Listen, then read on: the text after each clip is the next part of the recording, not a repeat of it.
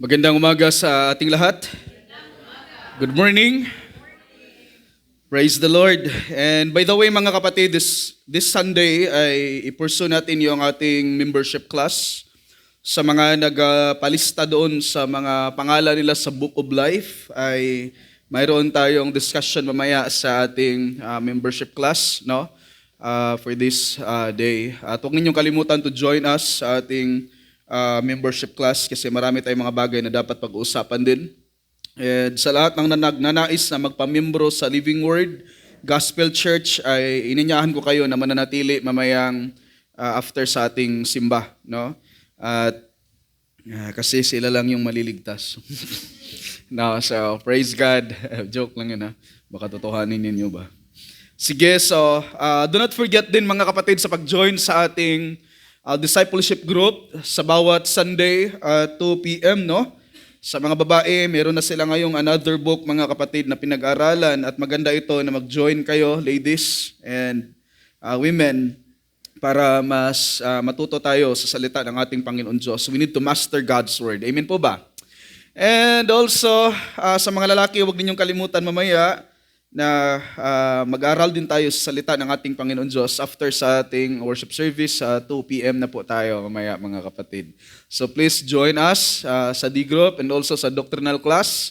Dahil sa ngayon, nag-postpone muna doon sa, hindi naman nagpatuloy pa rin, pero hindi muna namin na pag-aralan ang mga eschatological view, pero darating din tayo doon. So need talagang ituro sa church yan para may karunungan din tayo sa salita ng ating Panginoon. Para hindi tayo ba parang mga jellyfish na kung saan hampas yung alon, nandoon lang rin tayo. We need to stand grounded sa salita ng ating Panginoon Diyos. Amen?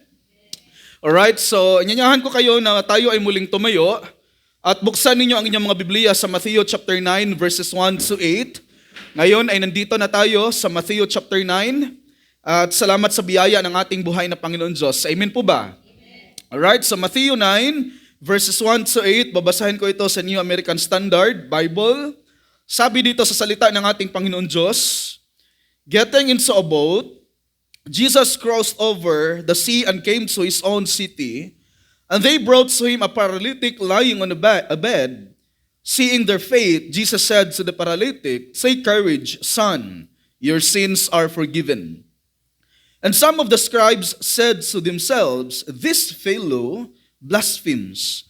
And Jesus, knowing their thoughts, said, "Why are you thinking evil in your hearts? Which is easier to say, 'Your sins are forgiven,' or to say, 'Get up and walk'? But so that you may know that the Son of Man has authority on earth to forgive sins." Then he said to the paralytic, "Get up, pick up your bed, and go home." And he got up and went home.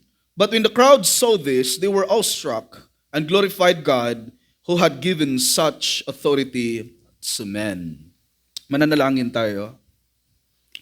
Panginoong Diyos na makapangyarihan, hari sa lahat, sovereign at Panginoong Diyos na hindi nakadepende sa mga creations. Panginoon, maraming salamat dahil sa umaga na ito ay muli naming matutunan, Panginoon Diyos, na ang inyong bugtong na anak na si Panginoong Hesukristo ay may kapangyarihan at authority over sa sin. At ang Savior na meron kami, Panginoon Diyos, ay isang Savior na hindi lamang tao sapagkat siya ay Diyos na nagkakatawang tao. Nawa sa umaga na ito, Panginoong Diyos, ay matutunan ng bawat iisa sa amin na si Kristo ang ultimate treasure ng bawat iisa sa amin. At kung wala ang aming Panginoong Hesukristo na nagbibigay kapatawaran sa aming mga kasalanan, then all of us ay papunta sa nagdagat-dagatang apoy. Maraming salamat, O Diyos, that we are not saved by our own good works, sapagkat we are saved by the good works of our Lord Jesus Christ. We are saved by the faithfulness of our Lord Jesus Christ in our lives. And that is why, Lord, in this morning, we cling on to Jesus Christ alone.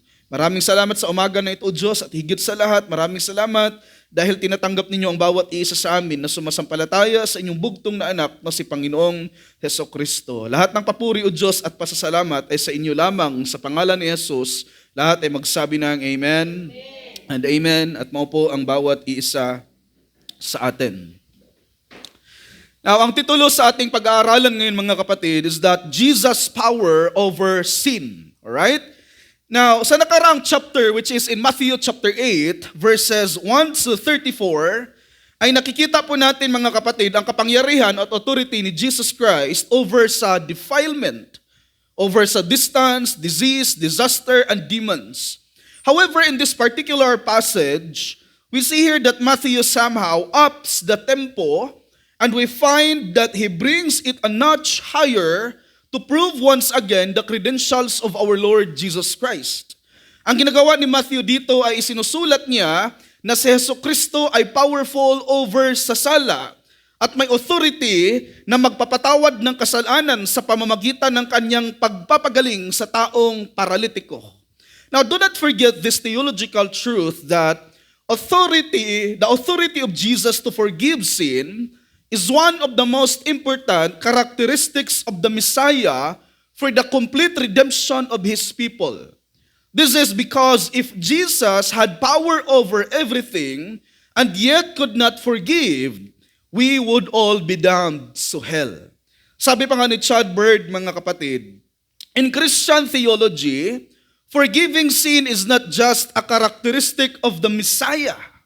Now, ulitin ko, sabi niya, in Christian theology, forgiving sin is not just a characteristic of the Messiah, for it is the ultimate proof of His divinity. Yes, tama si Chad Bird, mga kapatid, dahil sa Christianity ay ang kakayahang magpapatawad ng mga kasalanan ay isang katangian na nakatukoy lamang sa Messiah. Ngunit sa Judaism, itinuturi nila itong exclusive na karakteristik na nakatukoy lamang sa Panginoong Diyos. At dahil ang Messiah na si Kristo ay Diyos at Hari, siya ay nagpapatawad sa isang taong paralitiko nang dahil sa kanyang kasalanan. Now, I am biblically convinced na si Matthew ay hindi lamang nakafocus sa pagsusulat tungkol sa katotohanan na si Jesus ay makapangyarihan over sa defilement, over sa distance, over sa disease, disaster, and demons, sapagkat nais rin niyang dagdagan ang credentials ng ating Panginoong Jesucristo na siya ay powerful over sin because He Himself is God who can forgive sin. Now let me ask you this question, mga kapatid. Now if Jesus had not forgiven sins, what would happen to us? If Jesus had not forgiven sins, what would happen to us? Now, of course, if our sins were not forgiven, humanity would remain separated from God. And all of us would die eternally because of our sin. Now, ang Diyos ay may perpektong hostisya at may perpektong katuwiran na kung pipiliin ng ating Panginoon Diyos na hayaan niya ang lahat ng mga tao sa kanilang mga kasalanan dahil ang Diyos ay perfectly holy, ang kanyang nature ay hindi maaaring mag-coexist sa sala, ay tiyak na impyerno ang ating patutunguhan sa walang katapusan. Why? Because sin brings spiritual death, resulting in eternal separation for anyone who sins against God. Kaya nga sabi pa mga kapatid, sa Canons of the Word, Article 1 and Article 2, it says here, since all people have sinned in Adam, and have come under the sentence of the curse and eternal death, God would have done no one an injustice if it had been His will to leave the entire human race in sin and under the curse, and to condemn them on account of their sin. As the apostle says, the whole world is liable to the condemnation of God, for all have sinned and are deprived of the glory of God, and the wages of sin is death. Pero sabi nila rin sa Article 2, mga kapatid, sa Canons of the Word, it says here, but this is how God showed His love. He sent His only begotten Son into the world so that whoever believes in Him should not perish but have eternal life. Now, kung unawain natin ng maayos, mga kapatid, sa tulong ng banal na Espiritu Santo ng Panginoon Diyos sa ating mga buhay, maiintindihan natin that the canons of the Word ay nagbibigay sa atin ng katotohanan tungkol sa Panginoon Diyos na meron siyang right to condemn all the people to eternal lake of fire. Ngunit, nagmamanifest dito yung pag-ibig ng Panginoon Diyos sa bawat iisa na kanyang mga pinipili sa pamamagitan ng ating Panginoong Hesukristo. Na kaya nga dahil sa pag-i-initiate ng ating Panginoon sa atin, nang una sa pamamagitan ng pagpapakita sa kanyang pagmamahal, ay naligtas tayo mga kapatid. Hindi dahil sa mabubuting mga gawa, kundi dahil sa biyaya at habag lamang ng ating Panginoong Diyos. Now to go back to the point of Matthew mga kapatid, Matthew here intended to present to us the miracles of our Lord Jesus Christ to prove His deity and His character as the Messiah of His people. Now, in this morning, we are going to look at, sa verses 1 to 3, mga kapatid, the contrast of faith and unbelief on Jesus' authority. And under that, sa subpoint, mga kapatid, sa verse 1, is the forced crossover. Alright? Hindi yung crossover sa basketball, ha? Now, sa verse 2, the faith of friends. And sa verse 3, the unbelief of fools. At pagdating natin sa verses 4 to 7, the defense and demonstration of Jesus' authority, at sa verse 8 mga kapatid, which is the last one, the acknowledgement of Jesus' authority. Now, ang ating big idea ay nagsasabi, believed in Jesus, for He has the power to forgive sins. Bakit nga ba tayo sasampalataya kay Kristo? Dahil Siya ay may kapangyarihan na magpapatawad sa ating mga kasalanan. And the authority to declare that you are righteous through faith in Him. Now, ito yung maiintindihan natin mga kapatid in the gospel at even sa mga epistle na sinusulat po ng mga apostoles mga kapatid, nila ni Paul, nila ni Pedro mga kapatid, na maiintindihan natin na kapag tayo ay totoong sumasampalataya kay Kristo Jesus, we are declared righteous by God. Naiintindihan po ba natin? We are declared righteous by God at the moment na tayo ay sumasampalataya kay Panginoong Hesukristo. Now, ang Matthew chapter 9 verses 1 to 8 ay isang parallel passage. Would you say after me? Parallel passage. Na makikita natin sa book of Mark chapter 2 verses 1 to 12 and Luke chapter 5 verses 17 to 26. Now again, the book of Matthew, Mark, and Luke ay tinatawag sila, last Sunday na pinag-usapan natin, synoptic gospels, na mula sa Greek word na synoptikos, na ang ibig sabihin ay seeing together. Tinatawag silang synoptic gospels mga kapatid dahil pareho sila ng structure, chronology, at content, ngunit hindi sila isinusulat sa parehong purpose, occasion at audience. Dahil ang bawat iisa sa kanila ay merong specific na purpose, occasion at audience. Now, ang Matthew chapter 9 verses 1 to 8 ay may hindi kapareho ng mga binabanggit ni Mark chapter 2 verses 1 to 12 at Luke chapter 5 verses 17 to 26. Dahil si Matthew ay hindi bumabanggit na ang paralyzed man ay idinaan sa bubong. Dahil sabi ni Mark mga kapatid na binakbak ng mga tao ang bubong at sa tapat ni Jesus ay ibinaba ang paralitikong nakaratay sa higaan. At sa Luke naman chapter 5 verses 17 to 26 ay sinasabi ni Lucas na ang rason kung bakit binakbak ng mga tao ang bubong ng bahay kung nasaan nagturo ang ating Panginoong Hesukristo ay dahil sa dami ng mga tao at hindi sila makapasok kung nasaan nagtuturo ang ating Panginoong Hesus. Kaya binakbak nila ang bubong ng bahay.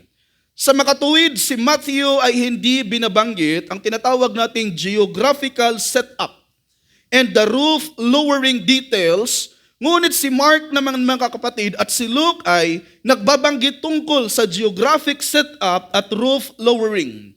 Now, si Mark naman ay naglalarawan ng malinaw ang siksik na bahay at inilahad kung paano binaklas ng mga kaibigan ang bubong upang ibaba ang lalaking paralitiko. Grabe, no? Tahasan ding binanggit ni Mark na ang 4 na lalaki ang nagdala sa paralitiko at nasa Kapernaum noon si Jesus galing sa Gadarines. Yan yung makikita natin mga kapatid sa istorya na ito from chapter 8, Yan talaga yung journey ng ating Panginoong Jesucristo. Now, sa Luke chapter 5 naman, verses 15 to 26, ay merong highly detailed, ngunit binabanggit ni Luke ang mga religious leaders tulad ng Pharisees and teachers of the law na nakatukoy sa scribes. Now, kahit hindi man po pareho ng binabanggit si Matthew, katulad ni Mark at ni Luke sa pagbakbak ng bubong, ngunit pareho sila na nangyari sa Capernaum. Kahit hindi literally na binabanggit ni Matthew ang lugar sa Capernaum, dahil ang binabanggit lamang ni Matthew dito ay Jesus came into his own city, ngunit ang own city ni Jesus dito ay talagang nakatukoy, mga kapatid, sa Capernaum. The question is this: papaano ito nangyari, pastor, na si Jesus ay pinanganak man sa Bethlehem?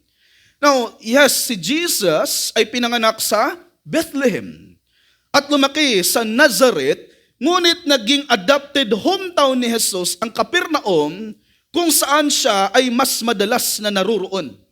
Meron akong kaibigan na kilala niyo siya, na nakikita ko lang, mga kapatid, na nung pumunta siya sa Israel, nagpa-picture siya sa lugar sa Israel na kung saan nakalagay sa kanyang likuran na Capernaum, the hometown of Jesus. Right? Capernaum, the hometown of Jesus. Now, hindi katulad si Matthew, ni Mark at Luke, na literally, mga kapatid, na isinulat nila ang lugar sa Capernaum. At makikita natin dito na kahit may slight differences man sa pagsusulat si Matthew, Mark at Luke sa parallel passage, dahil sa magkaibang occasion, purpose at audience, ngunit tandaan natin na ito ay parehong nangyari sa parehong lugar. Parehong tao na nagkakasakit ng paralysis, pinagaling ni Jesus, pinapatawad ang paralitiko at ang unbeliefs ng mga scribes sa kanilang mga puso at ang pagiging omniscient ng ating Panginoong Jesucristo over sa unbelief ng mga scribes. Now let us go on sa una nating punto, mga kapatid, sa umaga na ito, sa verses 1-3, which is the contrast of faith and unbelief on Jesus' authority. Now directly go to the first crossed over, para maiintindihan natin ito, mga kapatid. It says in verse 1, getting into a boat, Jesus crossed over the sea and came to his own city.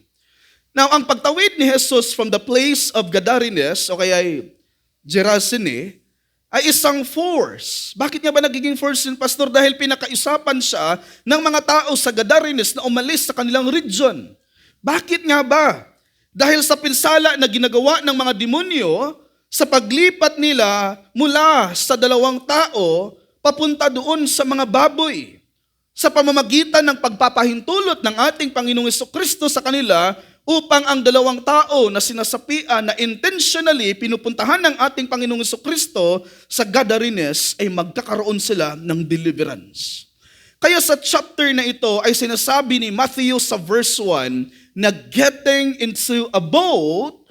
In other words, ito ay ang departure ni Jesus sa lugar ng Gadarenes, kung saan hindi siya tinatanggap ng mga tao doon. Yes, may mga taong naniniwala sa kanyang healing ministry sa Gadarenes, pero mas majority sa kanila ang mga nagtaboy kay Panginoong Hesukristo. Dahil ang lugar sa Gadarenes ay isang Gentile place. Now, from the previous passage, we clearly see that Jesus cast out demons with the word, according to Matthew, na isa lang na salita. Sabi niya, go. And the thousands of demons or legion went out from the two demoniacs. Now, instead that the people of Gadarenes will embrace Jesus and accepted him as Lord, but the saddest thing is they begged Jesus to leave their region. Nakikita natin yung response ng mga tao.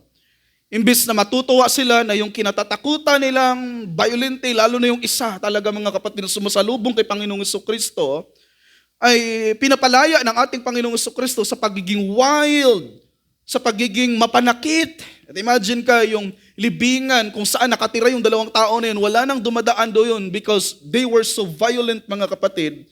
Ngunit nung pinagaling ng ating Panginoong Jesucristo, instead na mamangha sila, lalapit sila kay Panginoong Jesucristo, magpapaturo sila, ang ginagawa nila ay itinaboy nila ang ating Panginoong Hesukristo. And that's the reason kung bakit si Kristo, mga kapatid, ay umalis sa lugar ng Gadarenes. Now, what we see here is that the massive rejection of Jesus Christ, because they were terrified of Him, of what He will do next time. Siguro kinatatakutan nila si Jesus dahil baka iniisip ng mga taga-Gadarenes na baka magdulot na naman ito ng pinsala ang susunod na gagawin ng Panginoong Hesukristo.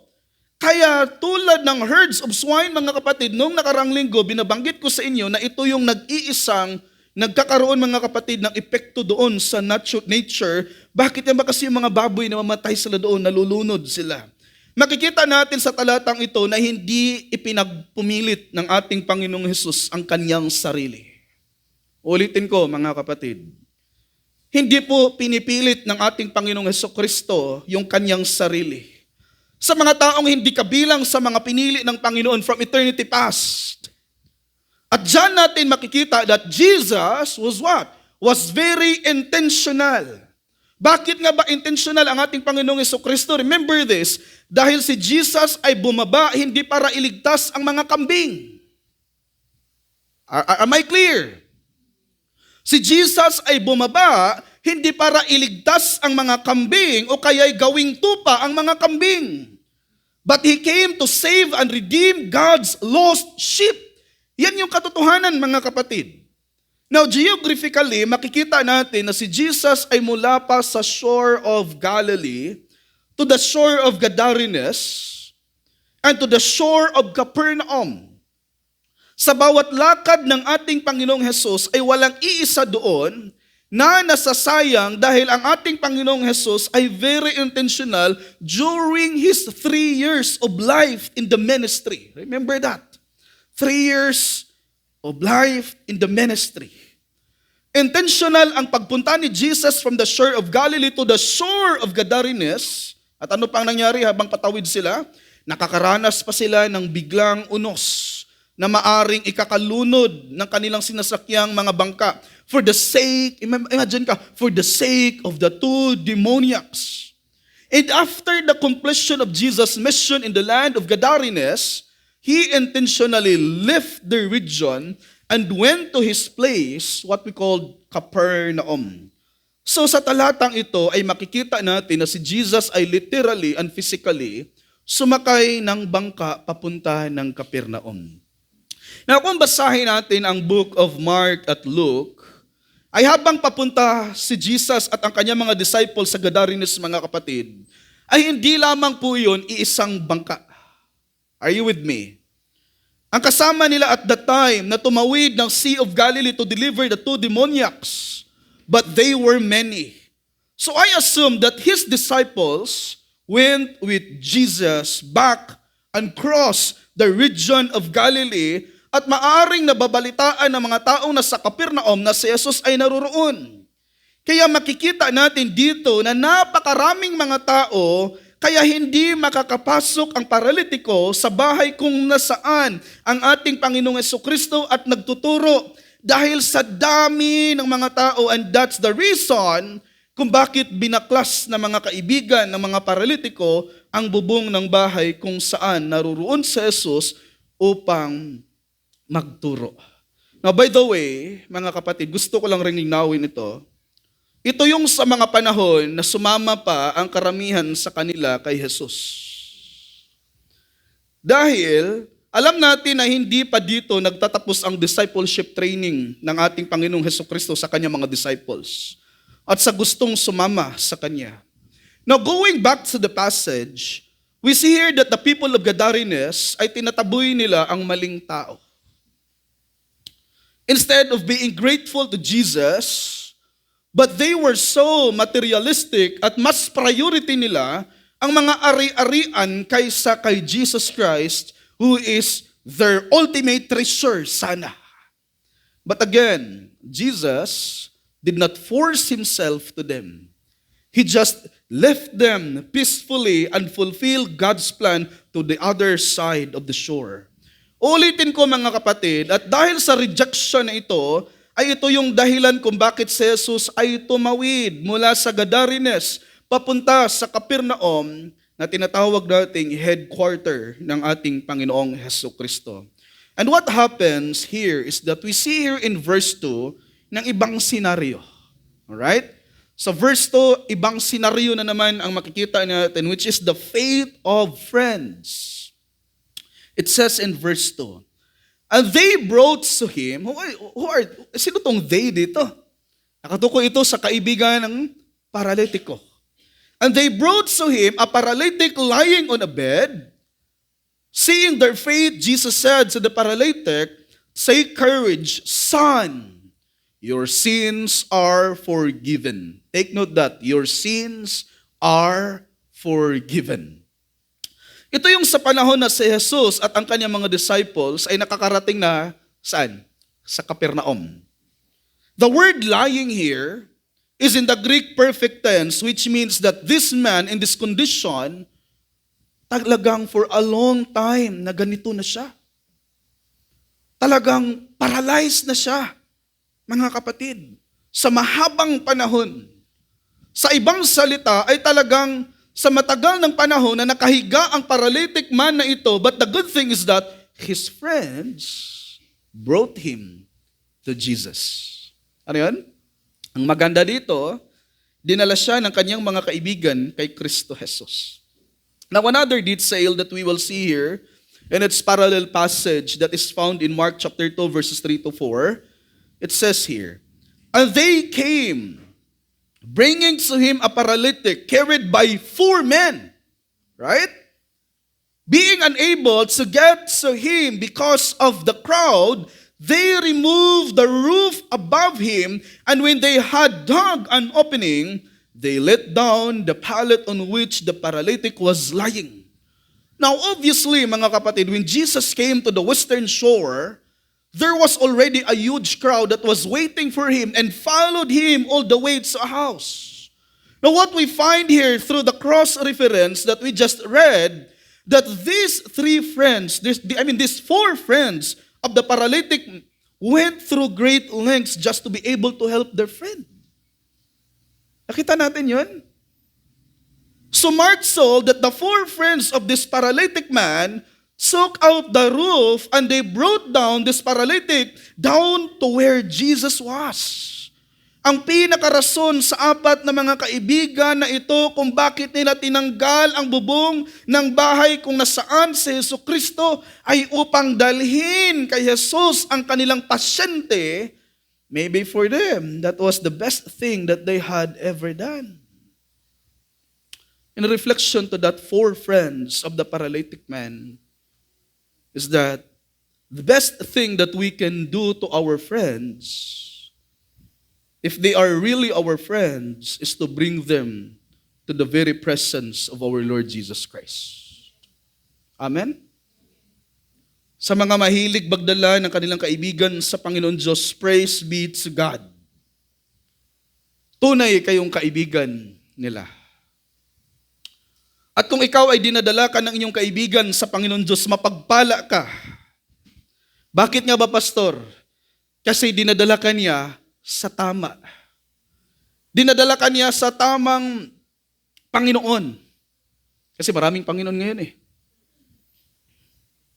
Sa tamang Panginoon.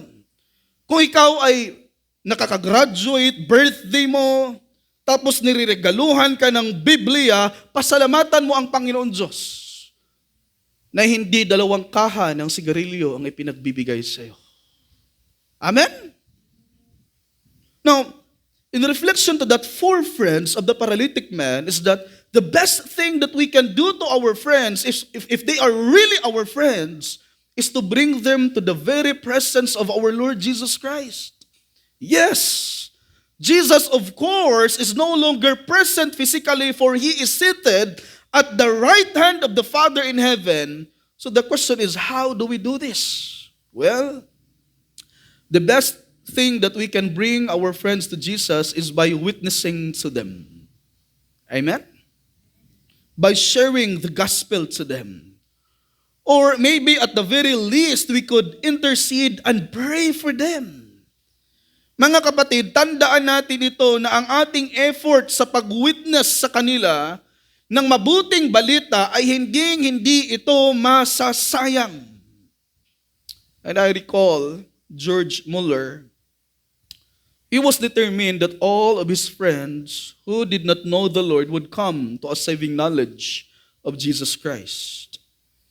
Ang ginawa ni George Muller ay pinagdalangin niya ang kanyang mga kaibigan, one by one. Meron siyang listahan. And he struck the names of the list as soon as they came to a saving knowledge of Jesus Christ. But then he departed and passed away, and there were still some people in the list, but before he died, he continued to pray earnestly for his friends. Pambihirang kaibigan to. And you know what? All of his friends in his list came to a saving knowledge of our Lord Jesus Christ. To go back to the story is that we need to put this in mind. Kung gaano nag-effort ang apat na mga magkaibigan na ito dahil sa panahon nila ay wala pang PWD treatment. O kaya wheelchair. Wala pang consideration mula sa mga tao na maging priority ang paralytic na ito o kaya yung disabled na ito. Dahil that time ay talagang paunahan sila sa paglapit kay Panginoong Jesucristo upang makamit ang kagalingan at makuha ang kasagutan sa kanilang mga katanungan.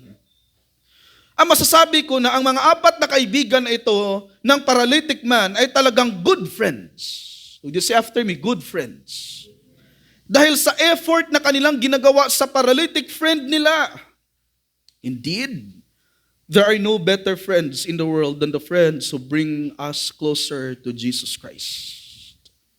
Ulitin ko. There are no better friends in the world than the friends who bring us closer to Jesus.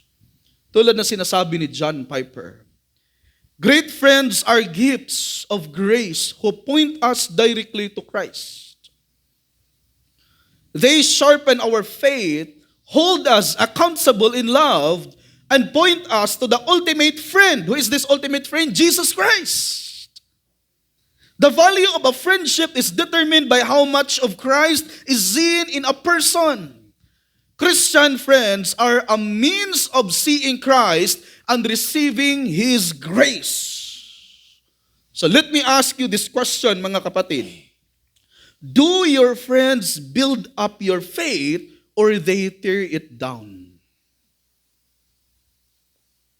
Do your friends build up your faith or they tear it down?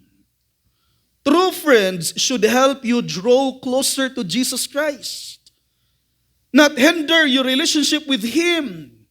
Because if they tear down your faith, then they are not your true friends. Ulitin ko, yung mga kaibigan mo dati sa inuman, no?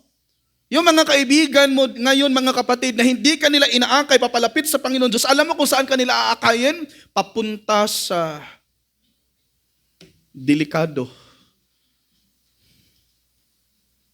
Kaya we need to choose our friends wisely. At higit sa lahat sa katapatan at kabutihan ng ating Panginoon Diyos, dinala niya tayo sa iglesia na kung saan ang bawat isa sa atin ay magkakaroon ng relationship na parang magkakapatid kay Kristo Jesus. Pero ano ang problema sa other Christians nang dahil din sa mababaw na pananaw nila sa gift of family, they are not considering the church as their family. Hindi na po kasalanan ng Diyos yan. Kasalanan na ng tao yan. Now, I recall a story of a woman who was married. Listen to this carefully. Since she chose to have unbelieving friends,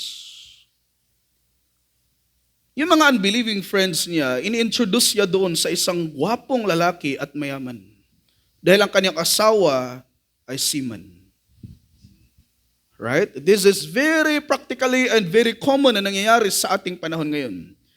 Because of her beauty, she became linked to him, to the guy na in-introduce ng kanyang mga kaibigan sa kanya, and next, guess what? This woman committed adultery with the man who was not her husband. You see that?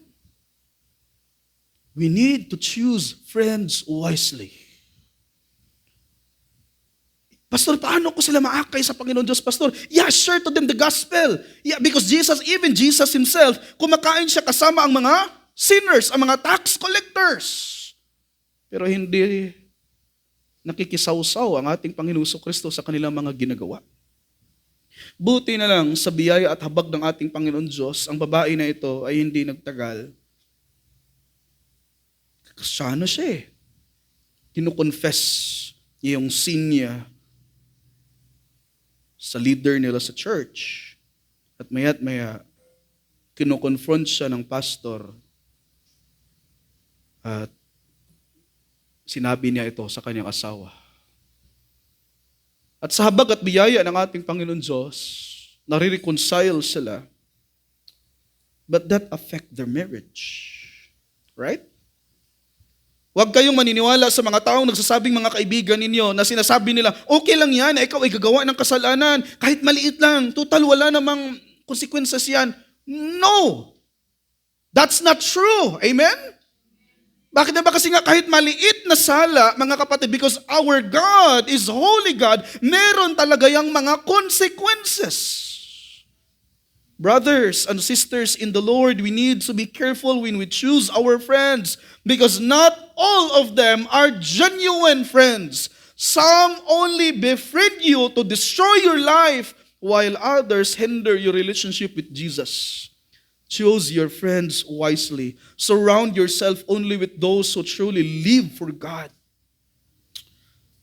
Now, Jesus here showed the faith not only of the paralytic, but likewise the faith of his friends. These are three lessons that we can learn from this verse. Una, Jesus sees the heart. Nakikita ni Jesus ang puso ng tao. Pangalawa, Jesus sees our faith. Pangatlo, Jesus responds to our faith even in relation to others. And note this, Jesus knows when there is faith and unbelief, but he always responds to genuine faith. Ulitin ko po, Jesus knows when there is faith and unbelief, but he always responds to genuine faith. Now let's read again verse 2. It says here, and they brought to him a paralytic lying on a bed. Seeing their faith, Jesus said to the paralytic, "Take courage, son, your sins are forgiven." Now Jesus clearly says here, take courage also means to cheer up. No doubt Jesus saw the inner suffering of this crippled man because cripples suffered social stigma and neglect during those times. Jesus is really all-knowing and a great sympathizer because he saw the pain of this man, the suffering of this man, and even the rejection of this man. Maybe from his family and community, but Jesus, what? He had compassion to this man. That's why Jesus gave him the word of comfort by saying, take courage or cheer up. That's what our Savior is. He cares for us. He comforts us when we are abandoned. When we are rejected and discouraged, Jesus is our great sympathizer. He understands the pain and the suffering that you and I go through. Kung ano man ang mga suffering na pinagdadaanan mo ngayon, kapatid, tandaan mo ito. Si Kristo ang tapat na kanlungan mo.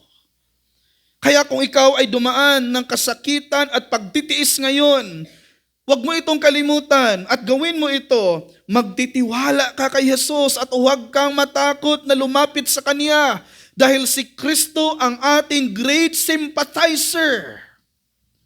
Another, we find here the phrase that says, your sins are forgiven. Napakasarap po mga kapatid na mapakinggan ito mula sa ating Panginoong Jesucristo. But this paralytic man had the privilege na maririnig niya ito mula sa bibig ng ating Panginoong Jesus. Wow, that was so amazing. Imagine ka, yung second person in the triune God is the one who says to his face, your sins are forgiven. Bahagi ko nga sa aking asawa, naalala ko lang this week, nung bago akong Kristiyano, talagang iyak na iyak ka sa Panginoon because you see how depraved you are. Pero sabi sa Biblia na you are forgiven by faith in Jesus Christ. Your sins have been crucified at the cross of Jesus Christ and you are now a new creature in Christ. Sabi, oh, thank you, Lord. Ulitin ko, another, we find here the phrase that says, your sins are forgiven. Maybe this phrase is an indicative that this man's sickness was the result of sin. Ulitin ko ha. Maybe this phrase is an indicative that this man's sickness was the result of sin. Now, it doesn't mean that all sickness is the result of sin. Baka isipin niyo mamaya ba, pag ikaw ngayon ay nilalagnat, baka naman totoo. No, but sometimes, sin and sickness are associated, and it seems that this is true in this case. Now, it seems like based on the context of this particular passage that this man was sick as a consequence of his own sins. Yes, there's always that possibility that there is that connection between our sickness and our sins. Now, let me give you verses from the Bible that talks about the connection of our sickness and our sins. Look at your Bible in Psalms 103 verse 3. Psalm 103 verse 3. Sabi pa dito ng salmista, ang lahat kong kasalanan ay siya ang nagpapatawad. At anumang aking sakit, ano sabi niya? Ginagamot niyang lahat. Another is in the book of Isaiah chapter 33 verse 24. Isaiah 33:24. Wala nang may sakit na daraing doon. Patatawarin na lahat ng mga kasalanan. Now notice here the connection between the sickness as sin. And note this, others may have thought that the man's greatest need was a healed body, right? Kailangan talaga ng tao na to ay gagaling siya. Yung paralytic ko ba? Pero si Kristo dito, he saw a deeper need. He put things first. For Jesus, the spiritual will always be higher than physical. The greatest miracle is the miracle of forgiveness. Do you agree with me? Ang pinakadakilang milagro na nakikita natin mga kapatid at nararanasan natin ay yung ikaw at ako ay nakakatanggap ng kapatawaran sa ating mga kasalanan ng dahil kay Hesus Kristo. Hindi yung nag-boom yung negosyo mo.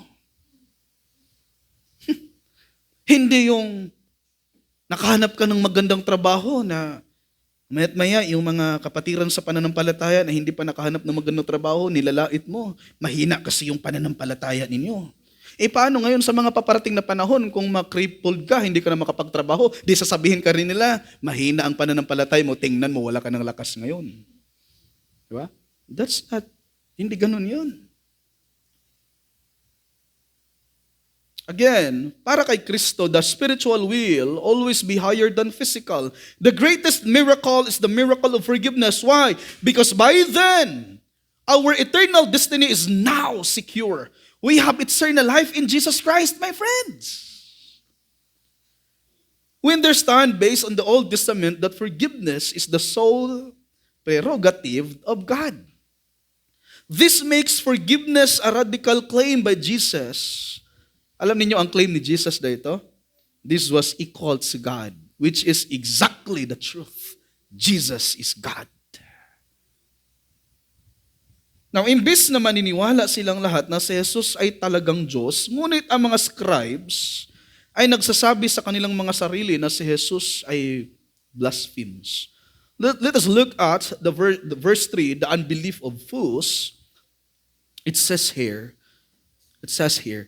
and some of the scribes said to themselves, "This fellow blasphemes." Sino tong fellow na tinutukoy nila? Of course, Jesus. Amen? Now in Mark chapter 2 verse 7, which is the parallel passage of these verses, why does this man speak that way? Yun yung sabi ng mga scribe. At sabi nila, he is blaspheming. Who can forgive sins but God alone? Nakita ninyo ang mga tao na talagang hindi kahabagan ng Diyos? Mananatili talaga sa kamangmangan. Amen ba? No? Klarong-klaro na, kitang-kita na nila. Yung paralitiko. Kanina, imagine ka, idinaan doon sa bubong dahil nga nakahiga lang. Pero, may makita ninyo. Pero dito, makikita natin, look at that ha, tingnan niyo yung respond sa words ni Jesus, yung respond ng mga scribes. Sabi pa dito sa Mark 2 verse 7, why does this man speak that way? He is blaspheming. Who can forgive sins but God alone? That's a question, ha? Now, this verse says that not all the scribes. Why? Kasi nga sabi dito, some of the scribes. Hindi lahat ng mga scribes nag-accuse kay Jesus of blasphemes, but some. Now, this is the most horrific accusation and judgment on the person of Jesus. We see here the very first opposition to the Lord Jesus Christ coming. Saan ang galing? Sa scribes. Who, of course, the representatives of the official religion of the Jews, which is Judaism. Note this. This is the very first mention of the scribes with Christ, and there is already outright opposition. Now, based on the general tenor of the Gospels, most of the scribes did not come with open hearts, but with critical minds. We need to put this in mind na ang mga taong hypercritical, ulitin ko po, kinakailangan talaga natin itong tandaan na ang mga taong hypercritical ay kahit ano pa ang proof or evidence na ipapakita mo sa kanila, they will always choose to disbelieve dahil meron na silang sarili nilang pinaniniwalaan. Na ayaw nilang bitawan even if you argued to them rightly, lovingly, biblically, talagang hindi nila yan tatanggapin. Naalala ko lang sa buhay ko na dati may nagsisimba sa simbahan natin na naghahanap lang sa akin ng mali. Dahil wala siyang makorek sa akin sa doctrines at theology, naghahanap na lang siya ng mga minor and tolerable flaws on my sermon. Sarap nga ibigay yung pulpito sa kanya. Ikaw na mag-preach doon, ako makinig sa'yo, ako mag-critic sa'yo, simula nung pagtayo mo, lahat. I think that person ay hindi nagpunta sa church to be edified by the preaching of God's word, but to present one personality as greater than mine. Now, people who are like that are like the some scribes that Matthew mentioned in here. Why? Because no matter how convincing the sermon was, no matter how convincing the word of the Lord, no matter how convincing you might be, no matter what evidence and proof you share to them from the scriptures and from the gospel, hindi talaga yan mamumoved.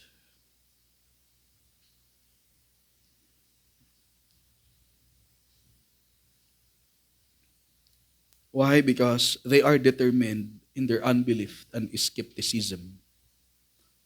Kung meron mang tao na nagsasabing, I will not believe in Jesus, if you do not have the proof literally to convince me for that, kung makita ko na si Kristo literally, talagang sasampalataya ako sa Kanya. Who are you? Mere sinners to act like that. And think about this, kung magpapakita ang Panginoon Diyos sa iyo ngayon, na hindi magkakatawang tao, sureball akong maninigas ka dyan. Why? Because of His absolute holiness. Hindi po buhay ang ninanais mo, but death. That's why we need to be grateful sa ating buhay na Panginoong Diyos for giving us Jesus Christ who took a human body. So that those people na mga makasalanan na makakakita sa Kanya visibly, mayakap nila, naririnig nila, hindi sila mamamatay. Kasi kung si Kristo ay hindi nagkakatawang tao, all of them will already died.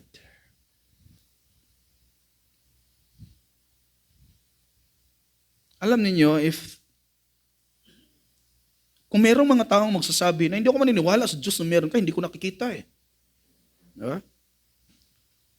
Then that person ay talagang walang pananampalataya sa Diyos. Bakit? Dahil ang pananampalataya ay ang paniniwala kay Jesucristo kahit hindi mo siya nakikita physically. Look at the book of John 20 verse 29. John 20:29. Ito disipulo na nga ito ni Kristo. Buti na lang si Kristo, hindi tulad ko. Kasi kung ako pa si Kristo, talagang tinapon ko na yan doon sa dagat. No? Tingnan nyo napakabuti ng ating Panginoong Yesus at saka totoo ang mga salita niya. Look at that. John 20:29. Jesus said to Thomas, "Because you have seen me, have you believed?" Ano yung sabi niya? Hindi ako maniniwala kay Kristo kung hindi ko siya makikita at saka mayakap yung kanyang sugat sa gilid. Nung ako ni Kristo doon, halika, itusok mo yung, no? Pero hindi, ganun yung ating Panginoong Yesus. Ano sabi doon? Blessed are they who did not see and yet believed. Alam niyo mga kapatid, ikaw ngayon na sumasampalataya ng totoo kay Kristo kahit hindi mo siya nakikita, ikaw ang definition para sa'yo, blessed. Do you believe in your heart that Jesus is God? Depende, pastor. Bahala ka diha. Yes, hindi na nawawala ang totoong katayuan ni Thomas na siya ay disciple pa rin ni Jesus. Kahit na siya ay nagkasala ng doubt sa promises ng Panginoong Jesus. Kahit hindi man siya naniniwala kay Jesus unless makakahawak siya sa gilid ni Jesus at mayakap si Jesus physically. Pero makikita natin dito na mas mapagpala ang hindi nakakakita kay Jesus ngunit naniniwala sa kanyang pagkabuhay. That's why unless the Holy Spirit of God brings conviction and illumination to those who are skeptics, they will remain as is because they have the hardened hearts. And you know what? When you harden your heart towards the truth, the harder it becomes. It's just like what happens to some people. Para bang ang clay, lahat tayo nakakita ng clay, di ba? O kaya ay putik. Kapag i-expose mo yan sa araw, instead na matunaw yan, anong nangyari sa clay? Tumitigas. Sana hindi tayo tulad ng clay, yung heart natin. Sana the more tayo ma-expose sa salita ng ating Panginoon Diyos, the more sana ito na magiging soft. Bakit nga ba? Kasi nga ang Word of God, ito yung mag-i-expose sa ating mga kasamaan. Amen ba? Amen. Are you with me? Sana ay sa tuwing makakarinig tayo sa salita ng Panginoon ay sinusunod natin dahil mangmang ang taong nakakarinig sa salita ng Panginoon ngunit hindi pinamumuhay. Sabi pa ni Todd Frail, theology without personal transformation is just a worldly academic exercise that leave the soul completely cold. Look at verse 3. This fellow blasphemes. Sabi ng scribes. Imbes na maniniwala na si Jesus ay Diyos dahil sa proof or evidence na ginagawa ni Jesus Christ sa paralytic man, ay nag-conclude ang other scribes kay Jesus and making judgment na this fellow blasphemes. Ganyan sila ka-die-hard fan and followers sa Judaism, but not in God. Kapatid, baka fan ka lang sa Living Word, pero hindi sa Diyos na tinuturo dito sa Living Word. Living Word cannot save you, but Christ alone. Yes, si Kristo naman ang buhay na salita. Siya ang buhay na salita. Pero kung ikaw ay nagtitiwala na sa pagsisimba ko ay mababawasan ang lahat ng kasalanan, kung hindi pa rin niya katanggap-tanggap sa Diyos, kahit bawasan ng isa yan. Kasi isang kasalanan ay sapat na maitapon tayo sa nagdagat-dagatang apoy. Amen po ba? Pero ang pinakamaganda na ginawa ng ating Panginoong Jesucristo, ang kanyang dugo na ang nakatabon sa ating mga sarili kung tayo ay tunay na sumasampalataya kay Jesus. Ang ating mga past sins, ang present sins, at ang future sins natin already settled in Jesus Christ. Amen po ba? Palakpakan natin ang Panginoon Diyos. Now, remember that the scribes saw Jesus not as a prophet, Messiah, and God, but an ordinary man who is the son of a carpenter. And because of that, they could not accept this claim of Jesus that he had authority to forgive sins of men. Now note this. What they failed to consider is that forgiveness is part of God's eschatological blessings through the Messiah's coming. What they failed to consider is that forgiveness is part of God's eschatological blessings through the Messiah's coming. Now let me show you a passage that says that forgiveness will accompany coming of the Messiah. Therefore, the claim of Jesus Christ were not really outrageous claims, but is in alignment of the Old Scriptures. Look at your Bible, Isaiah 60 verse 20 to 22. Isaiah 60, 20 to 22. The word of the Lord says, kailanmay hindi na lulubog ang iyong araw, at ang iyong buwan ay hindi na rin maglalaho. Si Yahweh ang iyong magiging walang hanggang ilaw, at ang mga araw ng iyong kapighatian ay mawawala. Ang mamamayan mo'y magkakaroon ng matuwid na pamumuhay. Kaya ang lupain ay aariin nila magpakailanman, sila'y nilikha ko at itinanim, upang ihayag nila ang aking kadakilaan. Now, ang context dito, mga kapatid, ay tungkol sa arrival of the Messiah. Notice verse 21 says, dahil sinabi dito na sila ay magkakaroon ng matuwid na pamumuhay. Alam nating lahat na ang pagiging matuwid ay hindi mangyayari kung hindi tayo magkakaroon ng kapatawaran sa ating mga kasalanan. Do not forget this. Good works make not a good man, but a good man doeth good works.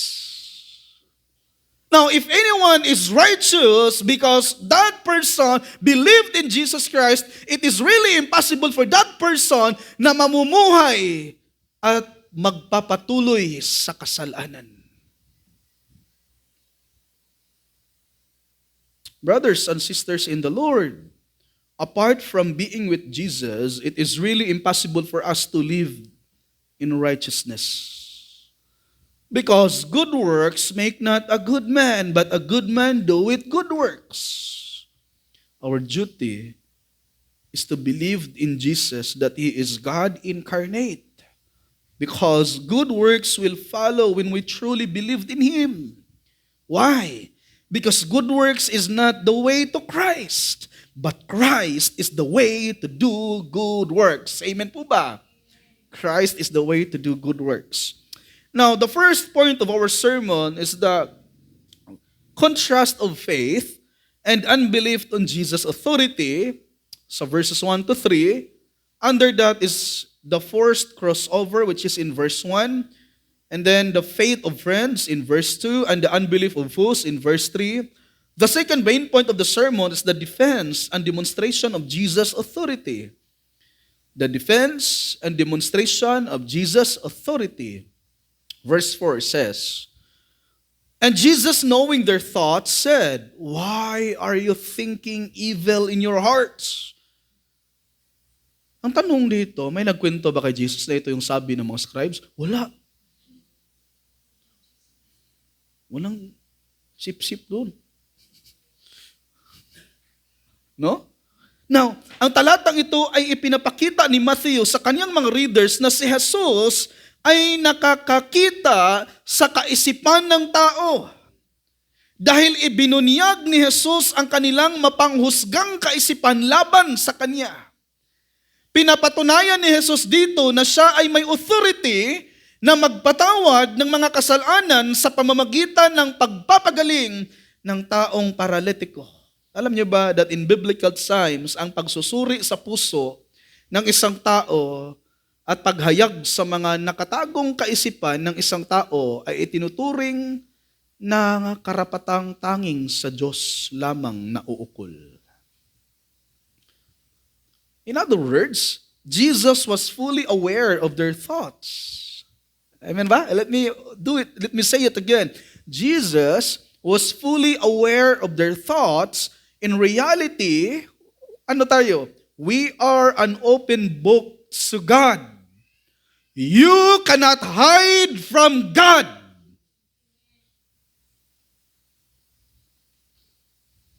That's why we need Jesus.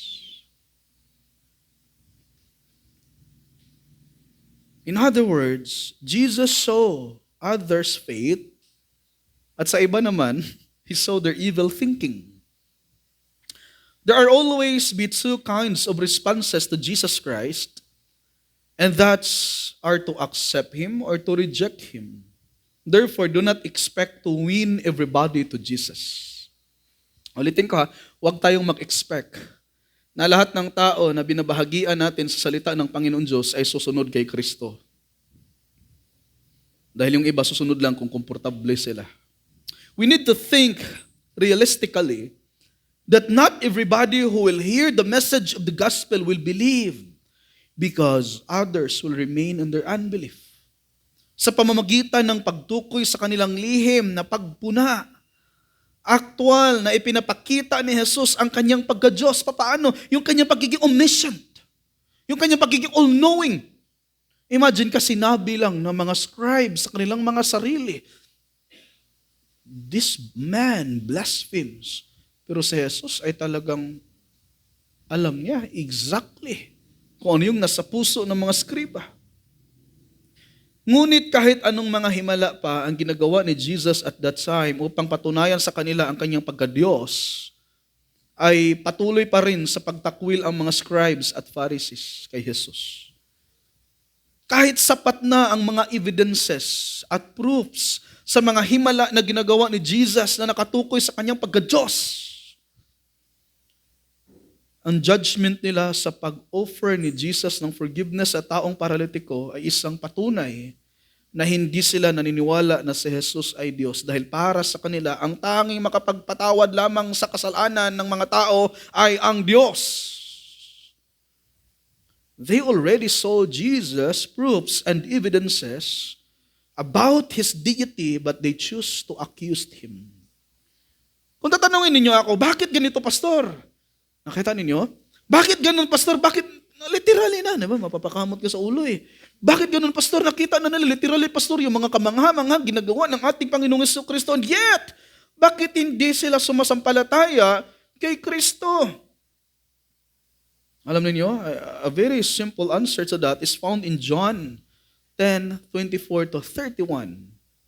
John 10:24-31, Jesus made it plainly and it reads, the Jews then gathered around Him and were saying to Him, how long will you keep us in suspense? If you are the Christ, tell us plainly.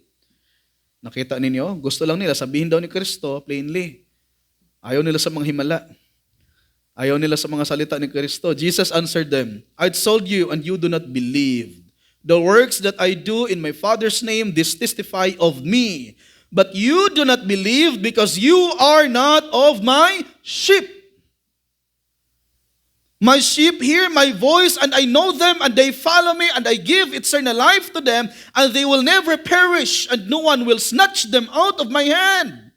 My Father who has given them to me is greater than all and no one is able to snatch them out of the Father's hand. Look at sa 30. I and the Father are one. Ano ginawa ng mga Hudyo? The Jews pick up stones again to stone Him. You see that?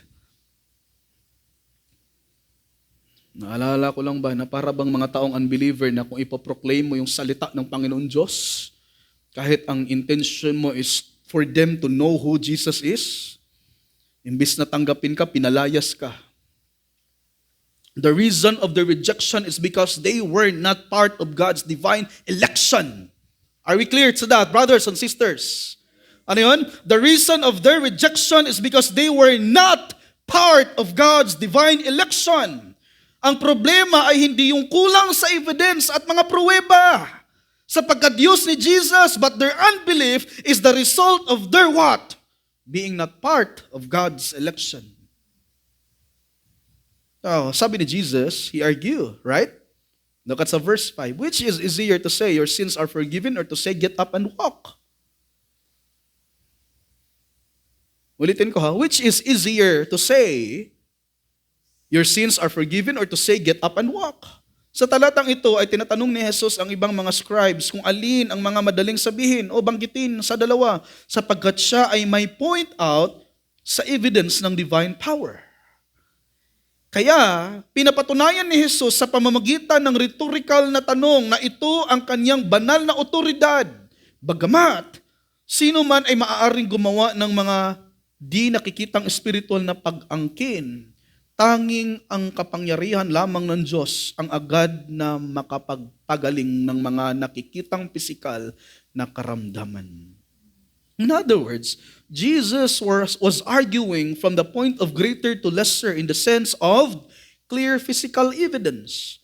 It was not easy to say, get up, amen ba? And walk. Because that meant a supernatural miracle that all could witness. Now, Jesus' argument was I can perform a miracle of a paralytic walking, which humanly speaking seemed greater, then I can forgive, which humanly speaking seemed lesser, since it cannot be physically proven. Kaya nga sabi ni John MacArthur, it is certainly easier to claim the power to pronounce absolution from sin than to demonstrate the power to heal. Right?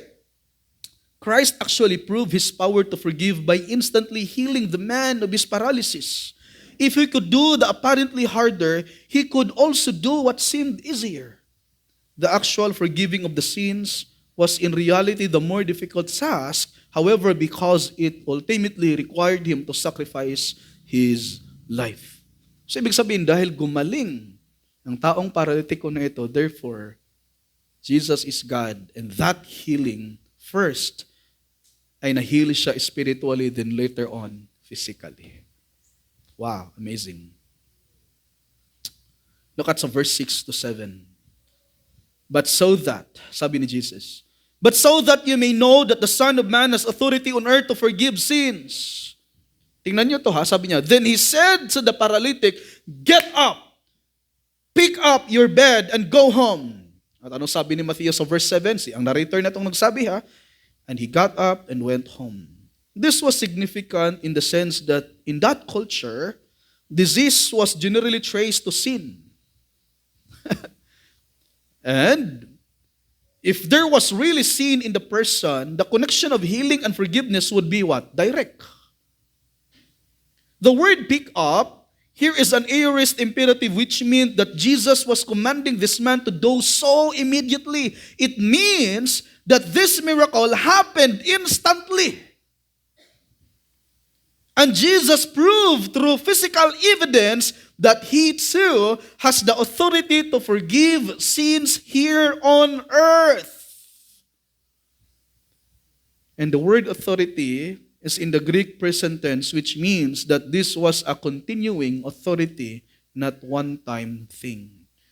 If you will ask me now, Pastor, ngayon ba nagpapatawad pa rin si Jesus sa ating mga kasalanan? Of course, my dear. Because Jesus is unchanging. Diyos ang ating Panginoong Hesukristo. At dahil Diyos siya, lahat ng kasalanan natin ay kaya niyang papatawarin. Kaya, sa wala pa kay Jesus, come to Him. Repent your sin. At sa bawat iisa na kay Kristo Jesus na, remain in Him. For He is the true vine. Amen? Remain in Jesus. Now, forgiveness, of course, had been fully accomplished at the cross through Christ's atoning work. Amen ba? Sa totoo lang, ay talagang nagkakaroon, alam niyo mga kapatid, talagang nagkakaroon ako ba ng banal na inggit sa mga to? No? Habang binasa ko tong talata na ito, dahil lantad na nakikita nila ang miracles na ginawa ni Jesus, na tanging ang Diyos lamang ang makakagawa noon, ngunit hindi pa rin talaga nila tinatanggap si Jesus bilang Messiah, Diyos at Hari. Pero yun nga, ang kaligtasan ay hindi sa pamamagitan ng evidence at proofs, but by through the regenerating work of the Spirit in our lives. In other words, the Spirit of God is what we need in our days because He is all-powerful to illumine our hearts, mind, and life to follow the teachings of our Lord Jesus Christ through sufficiency of the Word. So let me ask you this question. Have you ever tried to witness to people about Jesus? Wala, pastor, kasi hindi ko pa siya kilala. Diyan tayo nadali. No?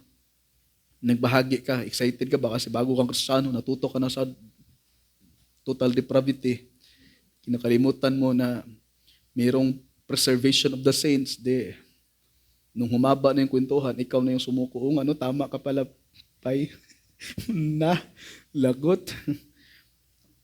Now, have you ever tried to witness to people about Jesus? Only to have them tear you down. Why? Because the natural man cannot appreciate the things that are spiritual. Amen? For a man to appreciate the things of God, the Holy Spirit must be the first one to work in his heart. Naalala ko the time na part sa class namin sa subject ang evangelism sa seminary, na kailangan naming mag-evangelize, no? Naranasan naming mag-evangelize sa jeep. Siyempre, at that time, mga 17 or 16, mga ganun ako. Siyempre, may mga binata ka pa, may mga estudyante doon, nahiya ka. No? Jeep, bigla ka magsasalita doon. Pero tinitrain kami ng Pastor Ben Balyuno for us na mawala yung hiya ba? Kasi hindi kasi pwedeng pastor ka, pero pag mag-preach ka ng Word of God, parang may payong dyan, tabunan ko yung mukha ko, boses na ipaparinig ko. Sayang naman, bro. And that time na kahit wala na ang evangelism na subject, dahil yung daddy ni Zer, si Pastor Indoy, ay talagang mahilig mag-evangelize sa taxi. Parang nahabit ko na rin every time na magta-taxi ako, magsakay ng motor, papunta sa Talamban. And every time na sa mall, parang gusto kong mag-evangelize. So what I experienced was that merong isang tao na nilapitan ko, pintuhan lang, tinatanong ko muna, alangan ba diretso ka ditong magtanong, do you hear the four spiritual laws? Nako, no? Baka sipain ka doon bigla. So nagtatanong muna ako ng mga relatable questions ba? Pero pagdating sa Panginoon, nakipag-usap man siya noong una, pagdating sa mga tanong na dumating na kami doon sa Diyos, sabi niya, anong gagawin ko sa Panginoon? Nagkakapira ba ako? No? Talagang umalis siya bigla. No? At ako ay, wala lang. Bakit ako masaktan doon? Natural na respond man yan. Pero pag una talaga na marinig mo yan, talagang, ouch, no? Parang sakit mo na. Alam nga naman, habulin mo at suntukin mo. Anong gusto mo? Yung UP-an, walang ganun eh. Diba? Parang, wala lang. Now, ito yung the point na binahagi ko sa inyo yan. Nawa sa bawat rejection ng mga tao sa Diyos, kapatid, sana ay ito yung mag-fuel sa atin to share the gospel even more. Dahil hindi pwede na madali tayong ma-offend. Right? Hindi pwede na mag-expect tayo that the world will love us and embrace us if we share to them about Jesus. Why? Because surely some of them will not accept us unless the Holy Spirit will work in the life of that specific person. Kailangan nating maunawaan na tulad rin tayo sa kanila dati na ayaw sa Diyos. Kaya dapat tayong mag-behold sa sovereignty ng ating Panginoon at hindi sa response ng tao. ito, pag mag-response to, talaga ako na yung pinakamagaling na evangelist. Wow! Kaya nga yung iilan, di ba? Pag magkrusada sila sa mga barangay, ano ang tinutugtog na una? Probinsana! Di ba? Hallelujah! No? Hallelujah! Bakit daw? Kasi daw pag-akit sa mga reprobates. Ang closing song, alam niyo kung ano? Hawak kamay, di kita Akala siguro nila mabago yung, kaya nilang baguhin yung isip ng tao sa pamamagitan ng pag-water down sa gospel. No!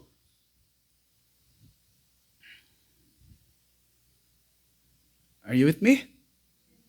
Parang matalas yung tingin niya sa akin.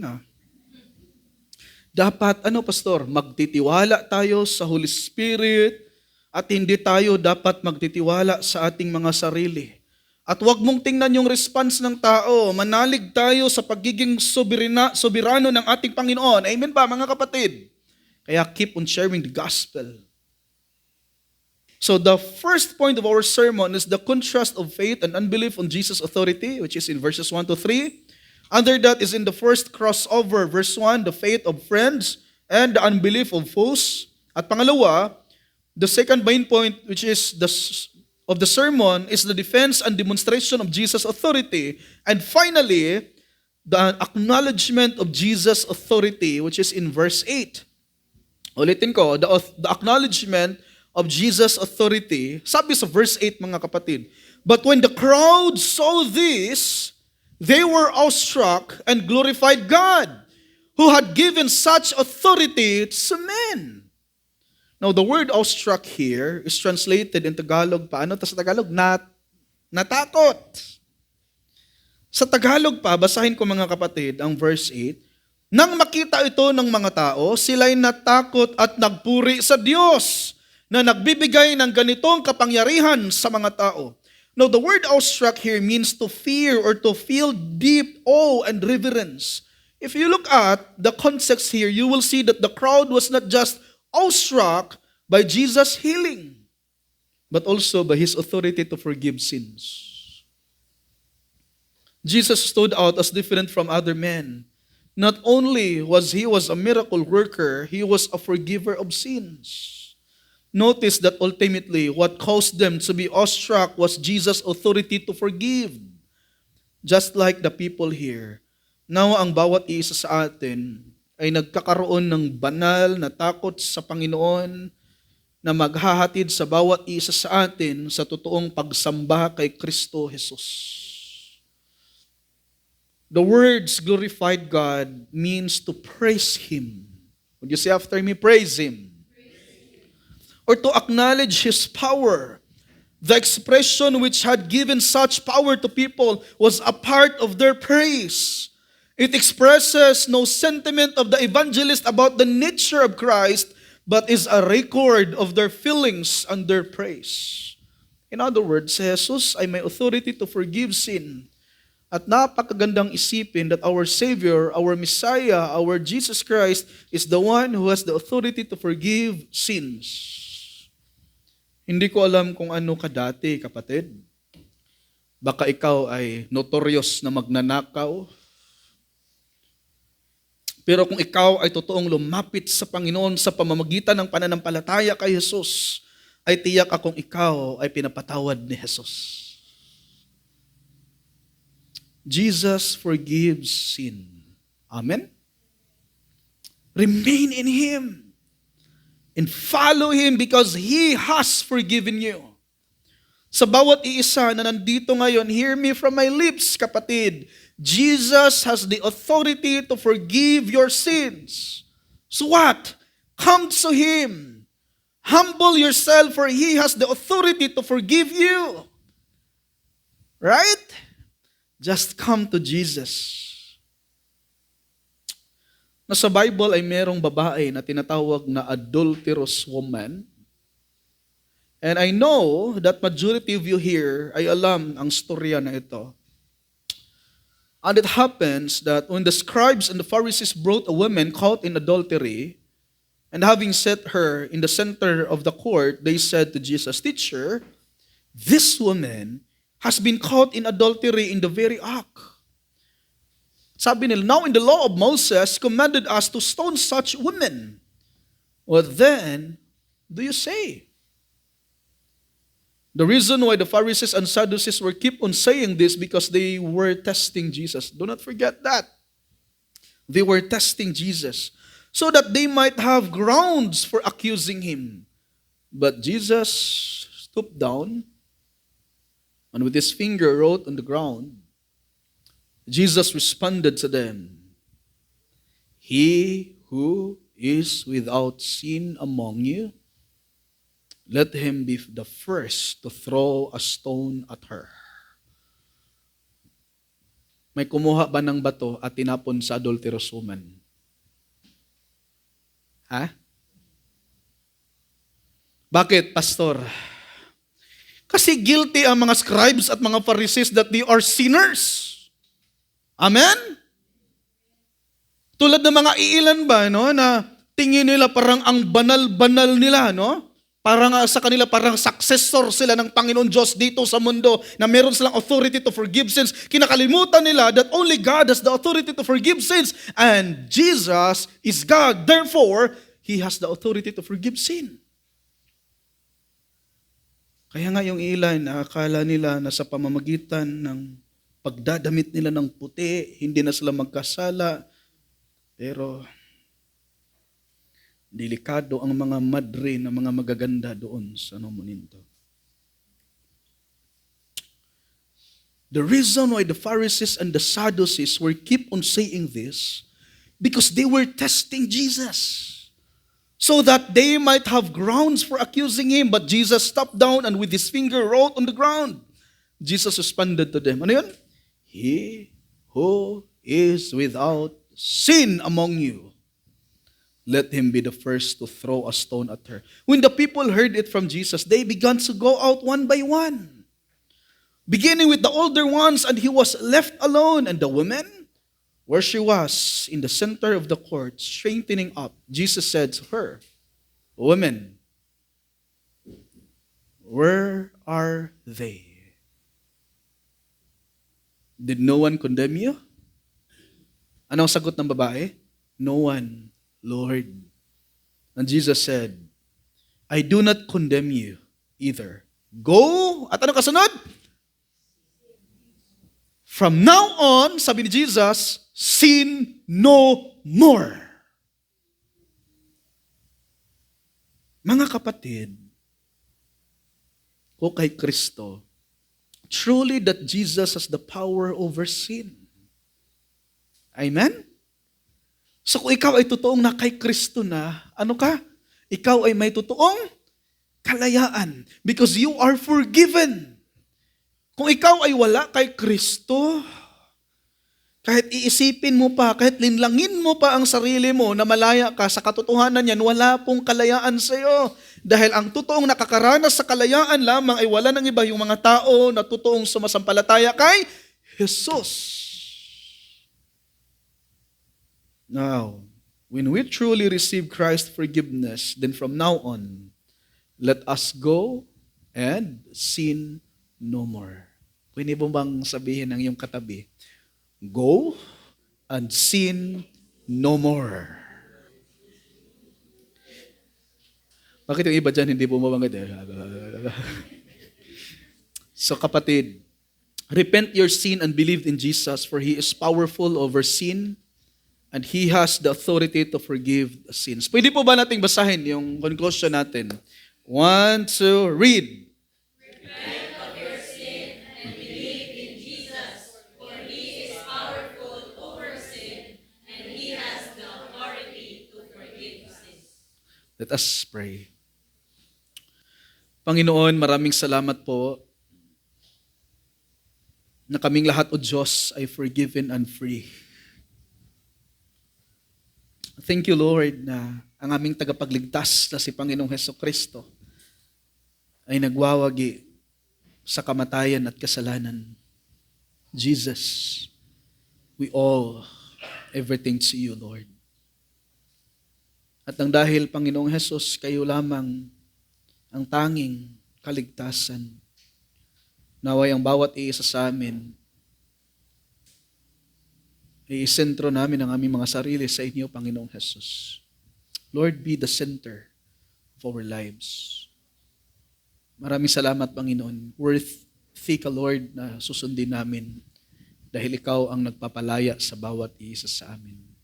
Maraming salamat, Panginoon, that you cleanse us